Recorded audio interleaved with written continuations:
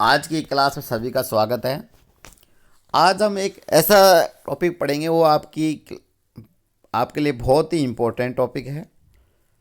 वो है molecular orbital theory, आणविक कक्षक सिद्धांत। इसके अंदर से हमेशा एग्ज़ाम के अंदर क्वेश्चन पूछा जाता है, या तो छोटे क्वेश्चन पूछे जाते हैं या कोई बड़ा क्वेश्चन पूछा जाता है। आप इसको अगर थोड़ा सा ध्यान से देखोगे तो आपको बिल्कुल ये क्लियर हो जाएगी कि एमओटी क्या है, एमओटी में किस प्रकार के क्वेश्चन पूछे जाते हैं। तो आप ध्यान से इसको एक बार समझने की कोशिश करें। Propose theory Hund and Mulliken, ये जो थ्योरी दी थी एमओटी, जो मॉलिक्यूलर ऑर्बिटल थ्योरी दी थी, वो किसने दी थी? हुंड और मुलिकन ने। इसके अनुसार इलेक्ट्रॉन परमाणु व अणु दोनों में बिल्कुल समान रूप से व्यवहार करते हैं। एक परमाणु में इलेक्ट्रॉन परमाणु कक्षकों में रहते हैं, वह उस परमाणु के एक नाभिक द्वारा आकर्षित रहते हैं, जबकि एक अणु में उपस्थित सभी परमाणुओं के इलेक्ट्रॉन संयुक्त रूप से उन सभी परमाणुओं के नाभिक के द्वारा आकर्षित रहते हैं। टाइप्स ऑफ मॉलिक्यूलर ऑर्बिटल, इसमें कितने प्रकार के ऑर्बिटल पाए जाते हैं? पहला है बॉन्डिंग मॉलिक्यूलर ऑर्बिटल, जिसकी ऊर्जा अतिव्यापन में भाग लेने वाले सभी कक्षकों की ऊर्जा से कम होती है। दूसरा है नॉन बॉन्डिंग मॉलिक्यूलर ऑर्बिटल, इन कक्षकों की ऊर्जा बंधन में भाग लेने वाले कक्षकों के जितनी ही होती है। तीसरा है एंटी बॉन्डिंग मॉलिक्यूलर ऑर्बिटल, इन अणु कक्षकों की ऊर्जा अतिव्यापन में भाग लेने वाले कक्षकों से अधिक होती है। इन कक्षकों के प्रवेश से तंत्र की ऊर्जा बढ़ जाएगी तथा तंत्र अनस्टेबल हो जाएगा। मतलब कितने प्रकार के हुए? 3 प्रकार के, बॉन्डिंग, नॉन बॉन्डिंग और एंटी बॉन्डिंग। किसी का भी अगर अपन को बॉन्ड ऑर्डर निकालना है तो बॉन्ड ऑर्डर किस सूत्र से निकालेंगे? बॉन्ड ऑर्डर निकालेंगे बॉन्डिंग माइनस, बॉन्ड ऑर्डर का सूत्र है bonding minus anti bonding upon 2। आप सबसे पहले आपको ये जो 2 डायग्राम दिए हुए हैं इसको समझना होगा। अगर इस दोनों डायग्रामों को आप समझ गए तो इसके बाद पूरी एमओटी को आप समझ जाओगे। देखो लिखा हुआ है N2 अणु के बाद वाले अणुओं के लिए ऊर्जा स्तर आ रही, N2 अणु तक के ऊर्जा अणुओं के लिए स्तर। मतलब अपन जैसे शुरू से ले तो B2, C2, N2, O2, O2 minus, O2 plus, इसी तरह कोई भी लगे तो N2 से पहले वालों में अलग इलेक्ट्रॉनिक विन्यास होगा और N2 के बाद वालों में अलग इलेक्ट्रॉनिक विन्यास होगा। तो वो क्यों होगा वो भी अपन बताएंगे, लेकिन सबसे पहले ये बात है कि कौन कौन किस किस तरीके से उनमें इलेक्ट्रॉनिक विन्यास होगा। तो अपन सबसे पहले N2 अणु तक के अणुओं के लिए ऊर्जा स्तर आरेख N2 अणु के लिए दें। तो सबसे पहले इलेक्ट्रॉन किस में जाएगा? सबसे पहले इलेक्ट्रॉन जाएगा सिग्मा 1s। किस में जाएगा इलेक्ट्रॉन? सबसे पहले सिग्मा 1s के अंदर। फिर में जाएगा सिग्मा एंटी बॉन्डिंग 1s, मतलब सिग्मा बॉन्डिंग में गया सबसे पहले इलेक्ट्रॉन, फिर सिग्मा एंटी बॉन्डिंग के अंदर गया। मतलब सबसे पहले अगर मान लो आपको एक इलेक्ट्रॉन बनना है तो वो कहाँ जाएगा? एक इसमें जाएगा। तो उसका इलेक्ट्रॉनिक विन्यास क्या हो जाएगा? Sigma 1s1। अगर दूसरा इलेक्ट्रॉन जा रहा है तो दूसरा इलेक्ट्रॉन कहाँ जाएगा? दूसरा इलेक्ट्रॉन भी कहाँ जाएगा? इसी में जाएगा। तो सिग्मा 1s2। तो अपन जानते हैं एस सेक्शन के अंदर 2 इलेक्ट्रॉन भरे जाते हैं। तीसरा इलेक्ट्रॉन कहाँ जाएगा? एंटी बॉन्डिंग के अंदर। तो क्या हो जाएगा? Sigma 1s2 sigma 1s anti bonding 1।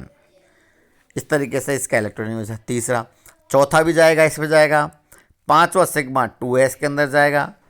छठा भी सिग्मा 2s में जाएगा। 7 जाएगा सिग्मा 2s एंटी बॉन्डिंग में, और 8 भी जाएगा सिग्मा 2s एंटी बॉन्डिंग में जाएगा। कितने हो गए? 2, 2, 4, 6 और 8। अगर 9वां इलेक्ट्रॉन है तो 9वां इलेक्ट्रॉन कहाँ जाएगा? 2px इसमें जाएगा। अगर 10वां इलेक्ट्रॉन है तो इसमें जाएगा, क्योंकि इसमें 2 इलेक्ट्रॉन एक साथ नहीं बढ़ जाएंगे क्योंकि इनकी ऊर्जा दोनों की समान है। 11वां इलेक्ट्रॉन इसमें जाएगा और 12वां इलेक्ट्रॉन इसमें जाएगा। 13 इलेक्ट्रॉन इसमें जाएगा और 14 इलेक्ट्रॉन भी इसमें जाएगा, और 15 इलेक्ट्रॉन इसमें जाएगा और 16 भी इसमें जाएगा, और 17 और 18 इसमें अंदर एंटी बॉन्डिंग के अंदर जाएगा। अब इसके अंदर आप देखो तो इसमें इस डायग्राम के अंदर क्या चेंज है, 1s और 2s के अंदर इसमें कोई भी चेंज नहीं है, केवल जो चेंजिंग है वो पाई, यहाँ पर एक सिग्मा 2p(z) है और यहाँ पाई 2px पाई 2py है। मतलब यहाँ पर पाई एंटी बॉन्डिंग पाई 2px पाई 2py है। तो इसके अंदर ये यहाँ पहले है और यहाँ पर ये बाद में है। आप ये देखो यहाँ पर क्या कहते हैं, 2 पाई 2px पाई 2py पहले है, यहाँ पर सिग्मा 2pz पहले है। सिर्फ ये अंतर है इस दोनों के अंदर, देख लो आप, इसमें 2 है खाने, फिर 1 खाना है, यहाँ पर 1 खाना है, यहाँ 2 खाना है। अब ऐसा क्यों होता है, ये सबसे पहले क्वेश्चन ये भी बात पूछा जाता है कि ऐसा क्यों हुआ। देखो O2 व F2 में तो यह स्थिति सही है, जो अपन ने पहली वाली स्थिति बताई थी वो बिल्कुल सही है, लेकिन आवर्त के प्रारंभिक तत्वों में ऐसा नहीं होता है। मतलब शुरू के जो प्रारंभिक तत्वों में ऐसा नहीं होता है। आयनीकरण ऊर्जा के मानों से सिद्ध होता है कि जब इनके आयनीकरण के मान इनके निकाले अपन ने कंपाउंड के, तो उनसे यह सिद्ध हुआ कि N2 अणु के बाह्यतम इलेक्ट्रॉन पाई कक्षकों में नहीं होकर सिग्मा 2pz कक्षकों में होते हैं। अतः नाइट्रोजन के सिग्मा कक्षकों की ऊर्जा पाई से अधिक होती है। जब इन्होंने आयनीकरण ऊर्जा से इसका पता करा तो जो नाइट्रोजन के बाह्यतम इलेक्ट्रॉन है तो इसमें किस में आ रहे हैं, सिग्मा 2px के अंदर आ रहे थे। तो इन्होंने पता करा कि सिग्मा 2px के अंदर नहीं आकर सिग्मा 2pz के अंदर पाए जाते हैं। अब अपन सबसे पहले अपन एक एग्जांपल आपको मैं करके दिखा देता हूँ, उसके बाद में आपको सबके एग्जांपल करने और इनके बॉन्ड ऑर्डर, इनकी मैग्नेटिक नेचर, इनके इसके बारे में सब अध्ययन करेंगे। देखो सबसे पहले अपन H2+ का मतलब है H के अंदर 1 इलेक्ट्रॉन, 2 का मतलब कितना हो गया, अपन को 2 इलेक्ट्रॉन भरने हैं। अगर ये H2 होता तो अपन कितने इलेक्ट्रॉन भरने थे, 2 इलेक्ट्रॉन भरने थे। यहाँ पर क्या है H2+ है तो कितने इलेक्ट्रॉन भरने हैं, 1 इलेक्ट्रॉन कंप्लीट। सबसे पहले 1 इलेक्ट्रॉन कहाँ जाएगा, अपन ने बताया सिग्मा 1s में अंदर। सबसे 1 इलेक्ट्रॉन कहाँ गया, ये आ गया सिग्मा 1s के अंदर। तो इलेक्ट्रॉनिक कॉन्फ़िगरेशन क्या हो गया, sigma 1s1, sigma 1s1। Clear, electronic विन्यास सबसे पहले अपन को नीचे भर गया। अब इसका बॉन्ड ऑर्डर बताया था अपन ने, बॉन्डिंग। तो सबसे पहले sigma 1s bonding minus anti bonding upon 2। Bonding के अंदर कितने इलेक्ट्रॉन है, 1, ये सबसे पहले बॉन्डिंग में गया है। एंटी बॉन्डिंग में कितने हैं, 0 अपॉन 2, तो इसका हो गया 0.5 बॉन्ड ऑर्डर। अब है मैग्नेटिक नेचर। इसका मैग्नेटिक नेचर क्या होगा, जब भी कोई अयुग्मित इलेक्ट्रॉन है तो वो पैरामैग्नेटिक होगा। दिमाग में एक बात ध्यान रख लेना, जब भी कोई अयुग्मित इलेक्ट्रॉन है, इसके अंदर भरने की क्षमता कितने की है, एक बार में सुन लेना, क्योंकि इसके छोटे छोटे क्वेश्चन, बहुत सारे क्वेश्चन पूछे जाते हैं एग्जाम के अंदर। इसके 2-3 एग्जाम्पल मैं समझाता हूँ, फिर समझने की कोशिश करना। इसके अंदर कितने अयुग्मित इलेक्ट्रॉन है, 1। अगर इसके अंदर अयुग्मित इलेक्ट्रॉन है तो इसकी मैग्नेटिक नेचर होगी पैरामैग्नेटिक। क्लियर। अब देखो एग्जाम्पल सेकंड देखते हैं अपन, H2 के अंदर कितने इलेक्ट्रॉन भरने हैं अपन को, 2। तो मैंने बताया था कि 2 इलेक्ट्रॉन कहाँ भराना आएंगे, सबसे पहले 2 इलेक्ट्रॉन इसमें भराना आ गया, 1 इलेक्ट्रॉन सेकेंड है, तो इसका इलेक्ट्रॉन उसका सिग्मा 1s2। क्लियर। अब बॉन्ड ऑर्डर निकाले, bonding minus anti bonding upon 2। Bonding के अंदर कितने इलेक्ट्रॉन है, 2। एंटी बॉन्डिंग के अंदर कितने इलेक्ट्रॉन है, 0 अपॉन 2। 2 अपॉन 2 बराबर कितना हो गया, 1। देन इसका मैग्नेटिक नेचर क्या होगा, डाईमैग्नेटिक। डाईमैग्नेटिक क्यों होगा कि इसके अंदर कोई भी लोन पेयर नहीं है, सिर्फ अयुग्मित कोई भी अनपेयर्ड इलेक्ट्रॉन नहीं है, सब पेयर्ड है। मतलब इसके अंदर 2 इलेक्ट्रॉन भरने की क्षमता थी, 2 की 2 भरे हुए हैं।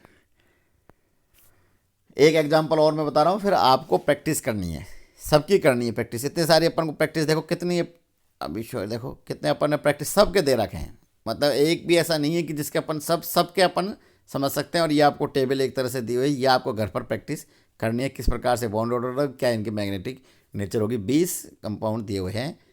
देखो सबसे पहले अपन देखें सेकंड नंबर पर, अपन ने किसका कर लिया, H2 का कर लिया। अब है He2 plus helium 2 plus. H2 के अंदर कितना इलेक्ट्रॉनिक विन्यास हो जाएगा, इसके अंदर कितने इलेक्ट्रॉन बनाए, तो इसके अंदर 2 और 2 4 इलेक्ट्रॉन होता, लेकिन यहाँ पर क्या लग रहा है प्लस। प्लस का मतलब कितने करने हैं अपन को 3। तो 2 इलेक्ट्रॉन तो पहले सिग्मा 1s के अंदर जाएंगे और 1 इलेक्ट्रॉन यहाँ जाएगा। तो यहाँ पर 1 इलेक्ट्रॉन रह गया, तो ये तो क्लियर हो गया कि ये क्या होगा पैरामैग्नेटिक। और बॉन्डिंग इसका इलेक्ट्रॉनिक विन्यास हो गया sigma 1s 2 sigma 1s anti bonding 1। ये किसमें गया है, एंटी बॉन्डिंग के अंदर गया है। तो कितना हो जाएगा बॉन्डिंग के अंदर 2, एंटी बॉन्डिंग के अंदर 1/2, तो 1/2 बराबर 0.5। नेक्स्ट क्लास के अंदर अपन और इन सब की अध्ययन करेंगे। आपको प्रैक्टिस भी करनी है